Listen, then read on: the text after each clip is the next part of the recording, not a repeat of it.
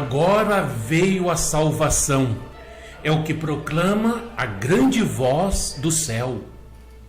Entende-se popularmente por salvação o ato pelo qual Deus livra a pessoa de situação de perigo, de opressão, de sofrimento.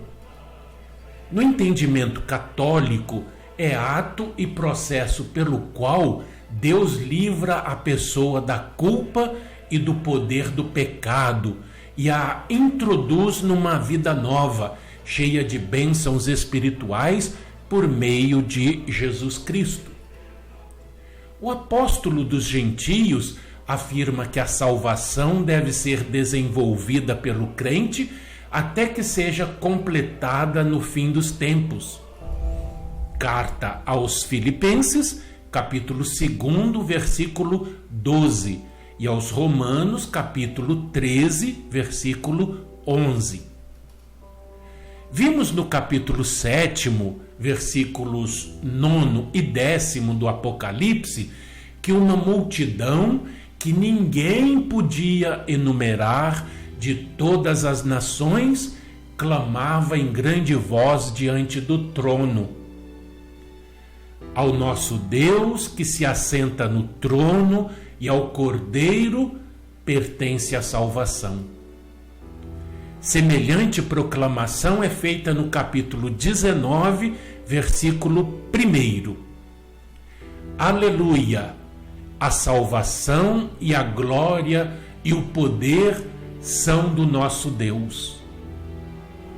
O versículo 11 do capítulo 12 retoma a ideia do Cordeiro, cujo sangue foi derramado.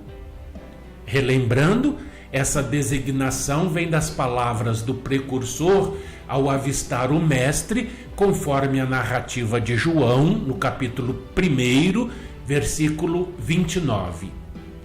Essa imagem do Cordeiro se aplica a Jesus também em outros pontos do Novo Testamento e pode aludir ao Cordeiro da Páscoa, o qual era oferecido diariamente em sacrifício. E não se pode esquecer que a crucificação de Jesus ocorreu numa sexta-feira de Páscoa. Ainda no mesmo versículo 11 temos: não amaram a própria vida. Trata-se da vida material, vida humana. Representa todos os mártires que deram a vida em prol da difusão do cristianismo. Não é que as pessoas não gostam da vida e vão e se matam. Não é isso. São aqueles que, entendam isso pelo amor de Deus, tá?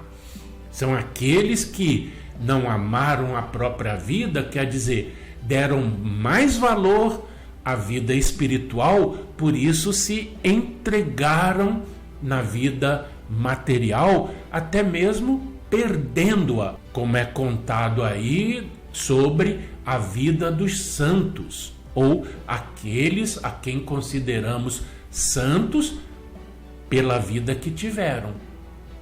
Então, deram sua vida em prol da difusão do cristianismo, em prol da difusão do Evangelho. E no Evangelho de Jesus, porque o Evangelho é de Jesus, segundo Mateus, o Mestre afirma, está anotado no capítulo 16, versículo 25. Quem quiser salvar a sua vida, perdê-la-á. E quem perder a vida por minha causa, este a achará. Óbvio que temos que entender a que vida se refere o Mestre, porque o jogo de palavras é estupendo. Não podendo ser explícito quanto à vida espiritual na ocasião, o Mestre velou em palavras o ensinamento que só com o advento do Paráclito pôde ser compreendido. Tal explicação resume-se assim: quem quiser salvar a sua vida, humana, terrena, perdê-la-á, porque todos perdem, ninguém fica para semente. E quem perder a vida humana, terrena, por minha causa, este a achará espiritualmente. Viram como se torna fácil compreender as palavras do Mestre quando colocadas em espírito e verdade, à luz da reencarnação? Viram? E no Apocalipse, o Cristo complementa. Está lá no capítulo 2, versículo 10, na carta à igreja em Esmirna. Sê fiel até a morte, e eu te darei a coroa da vida. Aqui, morte material, vida material. E na mesma carta em Esmirna ainda diz o Cristo: o vencedor de nenhum modo sofrerá o dano da segunda morte. A segunda morte, que é a morte espiritual, sobre a qual ainda falaremos em ocasião mais oportuna. Teremos um episódio dedicado exclusivamente a falar sobre a segunda morte. E relembrando a carta à igreja em Sardes, que abre o capítulo 3 do Apocalipse, a qual o Cristo dirige esta advertência: tens nome de que vives e estás morto. Igualmente, nome de que vives materialmente, mas está morto espiritualmente, porque não se dedica à prática dos mandamentos de Deus. Não amaram a própria vida neste momento do Apocalipse, refere-se, pois, àqueles que entregaram suas vidas materiais à propagação do Evangelho. Mas para isso, preciso ser um pregador, um pastor, um padre?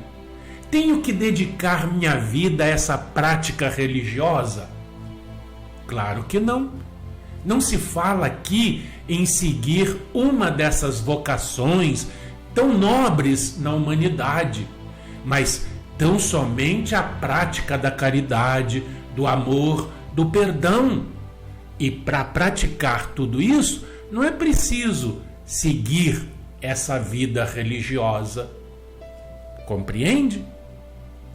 São esses mandamentos que Jesus exige que cumpramos para ter acesso ao seu reino de justiça e de verdade.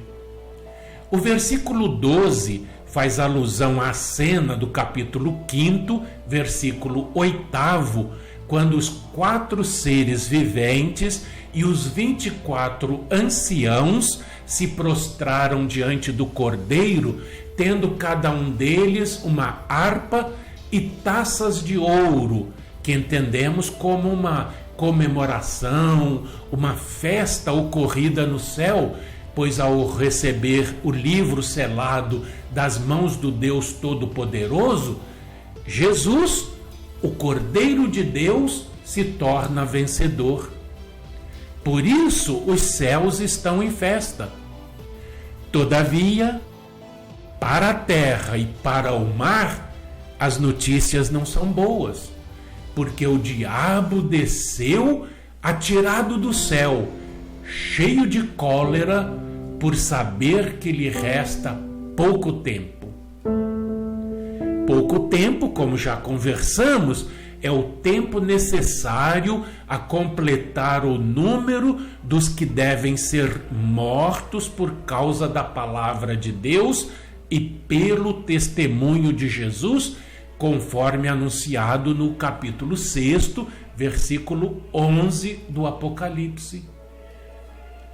Vocês já perceberam como o Apocalipse está todo interligado?